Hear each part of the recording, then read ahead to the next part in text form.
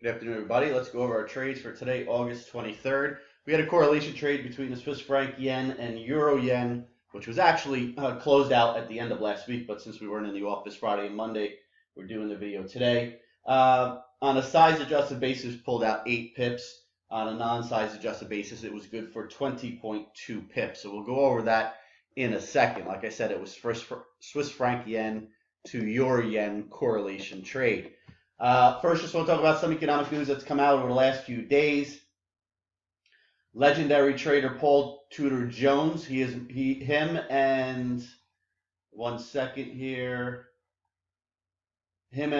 Bond King, the new Bond King, Jeff Gundlach, both have emerged as the latest mega bears. Jeff Gundlach is now 100% net short the market, and Paul Tudor Jones has increased the short position in the last quarter by 400%. So just want to point it out. I would like to see what the smart money out there, or at least the big guys in the smart money circle, are doing. Citigroup came out with a statement on Friday, said investors are bemoaning a breakdown in normal market functioning. Just about every market participant we speak to feels the same way. That's right from Citigroup. We've been saying it all along. Markets, they're not behaving normally. Between liquidity, volatility, the lack of volatility, or whatever you want to have you say, it's not there. Especially the liquidity is not there. That's the biggest problem. Although the Fed won't admit that they are impacting liquidity, but here you got Citigroup's basically saying yes. Yesterday afternoon, the Fed admitted that another $4 trillion in quantitative easing will be needed to offset the next economic shock. But the problem with that statement is it's assuming normal Fed fund rates of 3% and inflation over 2%. Well, I'm sure, as you know, we do not have inflation of 2%, at least the way the government measures it, and we do not have Fed funds rate at 3%. So if an economic shock comes prior to that, it's most likely going to take more than $4 trillion to pull the economy out. We already spent close to $4 trillion in the first round of QE. And again, we are proponents saying that the Fed really hasn't ended QE, which we've talked about in the past, because there's no mandate for them to give the money back. So what are they doing with interest payments that come in or principal that comes in that has matured? They're just reinvesting it. So they really haven't ended QE. Also came across an article last night.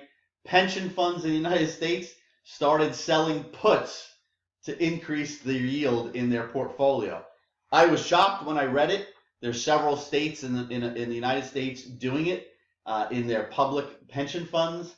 What does that mean? Well, they're selling the put, which is an option. They're receiving that premium, but they are, if that put expires, they keep the premium fine. If that put gets put to them, they keep the premium, but they also have to buy the stock. So it's almost like they're picking up pennies in front of a steamroller, if you ever hear that statement. Because if the market happens to collapse and they've got millions upon millions upon millions of dollars of these puts, they're going to get put the stock.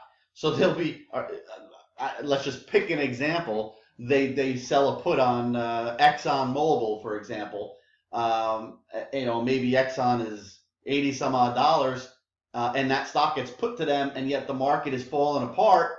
Let's say the market sells off 20% in a week, which is completely possible. They're going to be owning the stock at 80 something dollars. That's worth 60 something dollars.